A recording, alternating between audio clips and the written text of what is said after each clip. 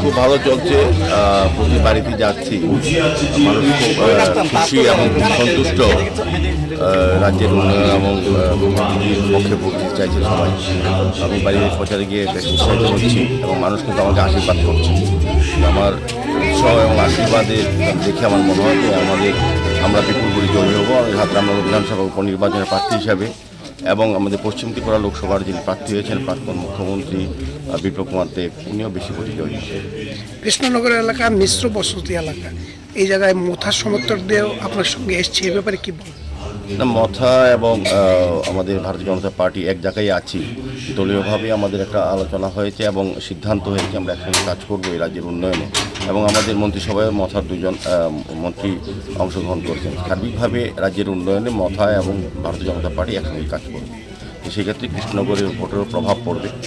আমার বিশ্বাস সমস্ত জনজাতি অঞ্চলের জনগণের ভোট আমি পাবো এবং বিপ্লবদের পাবো।